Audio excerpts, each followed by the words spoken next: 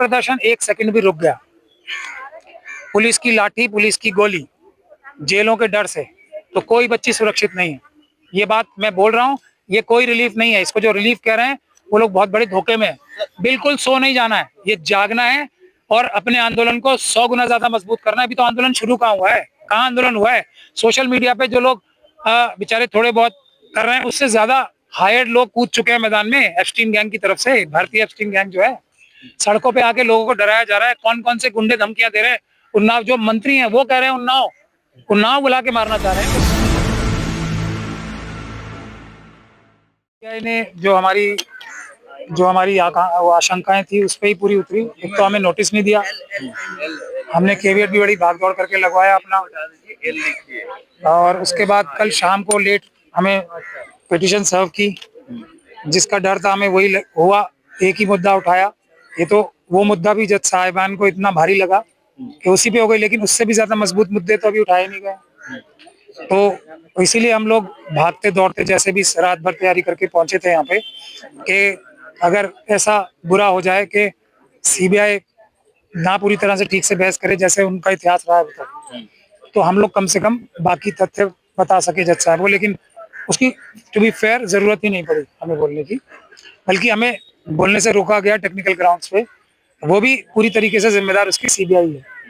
अब बाकी तो आप सब लोगों ने देखा ही होगा कोर्ट की हियरिंग में किस तरीके से इस तरफ कितने बड़े बड़े और कितने सारे वकील थे, और वो किस तरीके से, और इस तरफ से जो था दूसरी तरफ से भी आपने देखा ही। तो एक बेचारी बच्ची एक तरफ और दोनों तरफ से हमले एक तरफ, यही हुआ है और क्या होना। जिस तरीके से कल जंतर मंतर पर भी कुछ लोग आए थे, कुलदीप सेंगर के समर्थन में नारे लगा रहे थे। देखिए, कुलदीप सिंह सेंगर साहब को मैं भारतीय एप्स्टीन गैंग का मेंबर बोल रहा हूँ, तो वो मैं बिना सोचे समझे और बिना सबूतों के नहीं बोल रहा हूँ।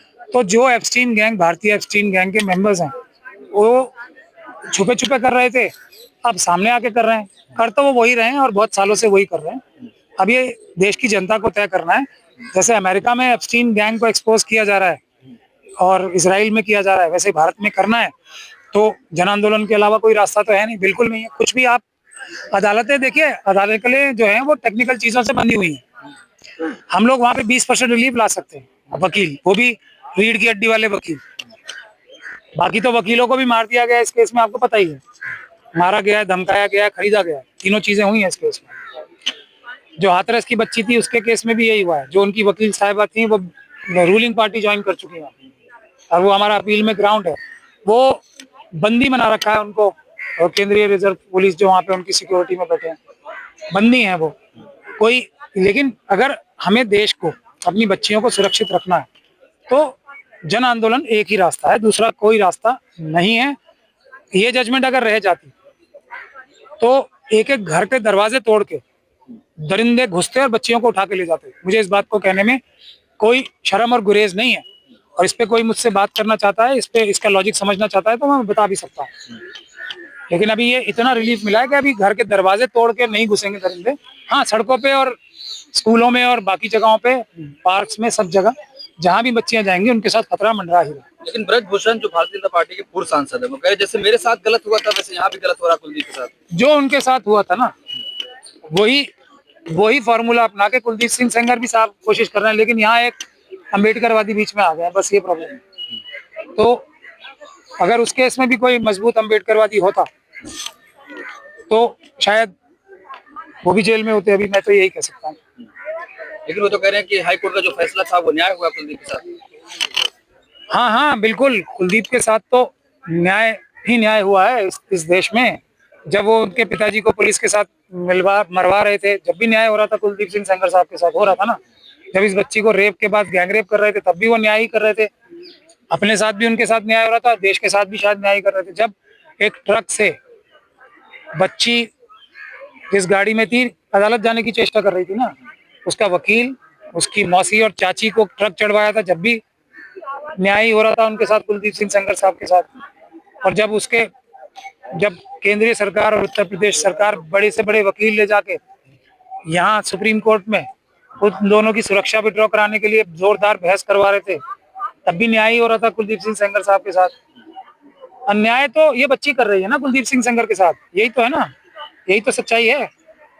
इसी के तो पिता को मर के, जब इसको पिता को मारा गया तो कितना बड़ा अन्याय किया था कुलदीप सिंह सेंगर साहब के साथ।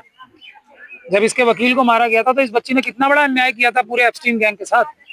जब इसकी मौसी चाची को मारा गया था, जब इसके पति के ऊपर हमले हो रहे हैं, उसको मारने की कोशिश हो रही है, आज इसके छोटे छोटे बच्चे खतरे में, ये सब कुलदीप सिंह सेंगर साहब के साथ अन्याय तो हो रहा है।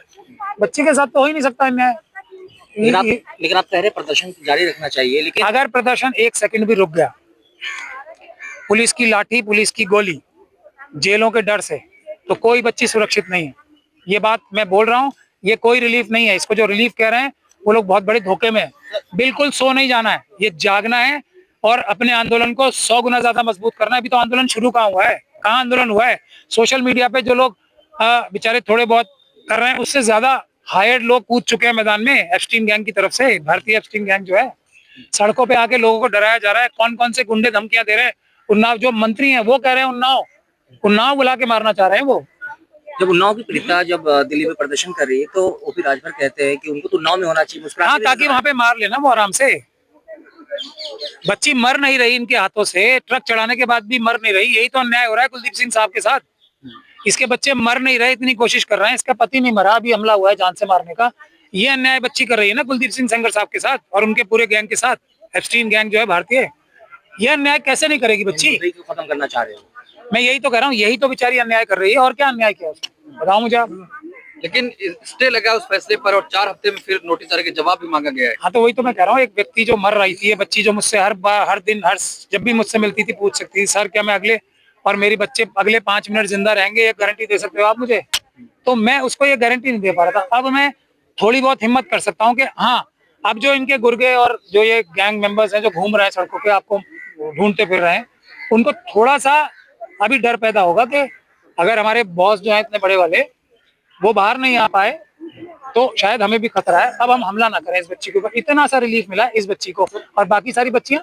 सर क्या लगता है कैसे बलात्कारियों को आजीवन कारावास भी कम है, कम से कम फांसी तो मिलनी चाहिए? नहीं, फांसी देखिए, जो हमारी संविधान में, कानून में लिखा है, जो ये वाला केस है रेप का, उसमें फांसी की सजा नहीं। हाँ, लेकिन पिताजी को मारने के केस में फांसी की सजा है। उसके लिए हमने ऑलरेडी कार्रवाई कर रखी है, दिल्ली हाईकोर्ट में पिटीशन पेंडिंग है। क्योंकि सीबीआई ने उसमें भी, दूसरे पिताजी की हत्या के केस में भी बहुत हल्की इन्वेस्टिगेशन करके उनको छुड़वाया है। एक तरह से 10 साल की सजा दिलवाई है, जिसमें मृत्युदंड मिलना चाहिए था। तो उसको भी हम ठीक कर रहे हैं। लेकिन मैंने आपको आज आपने कोर्ट में देख लिया ना, उस तरफ से कितने लोग हैं, इस तरफ से हमारे पीछे जो खड़े हैं, जो हमारी रक्षा के लिए होने चाहिए, सीबीआई, केंद्र सरकार, और वो क्या हरकतें कर रहे हैं हमारे साथ। और ये बच्ची अकेली है और हम छोटा सा ऑफिस है। बाकी देश की जनताओं की सहानुभूति है। ये सहानुभूति से काम नहीं चलने वाला है, सड़कों पे आना ही पड़ेगा। और इन संस्थाओं को, आप इनसे नाराज मत होइए, सुप्रीम कोर्ट से और दूसरे हाई कोर्ट से और दूसरी संस्थाओं से नाराज नहीं होना है। इनके साथ खड़े होना है, इनकी सपोर्ट में, क्योंकि इनके ऊपर दबाव है। 2018 में ये संस्थाएं बता चुकी हैं हमारे ऊपर दबाव है। 4 सिटिंग जजेस ने बताया था ना। तो हम जो भी प्रोटेस्ट करते हैं, मैं उन लोगों को ये सलाह दे रहा हूँ, सुप्रीम कोर्ट और हाई कोर्ट के खिलाफ, संस्थाओं के खिलाफ प्रोटेस्ट इस तरह से करें कि हम चाहते हैं कि अगर आपको जो ताकतें हैं, गैंग्स हैं, एप्स्टीन गैंग है भारतीय, और उसके साथ जो बड़ी बड़ी ताकतें हैं, वो अगर आपको डरा रहे हैं, धमका रहे हैं, आप पे दबाव बना रहे हैं, तो देश की जनता एक वापस दबाव बनाएगी जो इस दबाव को न्यूट्रल करेगी। तो जनता आपके साथ खड़ी है, आप बिना डरे संविधान से, बाबा साहब के संविधान के हिसाब से कार्य करें। सर सीबीआई खुद सुप्रीम कोर्ट पहुंची है, तो क्या आपको लगता है कि केस सही बनेगा या गड़बड़ा जाएगा? नहीं, जो सुप्रीम कोर्ट में सीबीआई गई है, उस एसएलपी को आप लोग देख लेना, और हमारी जो एसएलपी आएगी उसको देख ले। हम जल्दी फाइल करेंगे, उसको कंपेयर कर लेना, आपके सामने सब सच्चाई खुल जाएगी। क्या खुले, कुछ तो बताइए। एक ही पॉइंट उठाया है ना उन्होंने बस, इसके अलावा भी तो 10 पॉइंट और मजबूत हैं, वो उठाए जाएंगे। और वो हमने अपने, ऐसा नहीं है सीबीआई को पता ही नहीं था, हमें ज्यादा बुद्धि आ रही है, ऐसा भी नहीं था।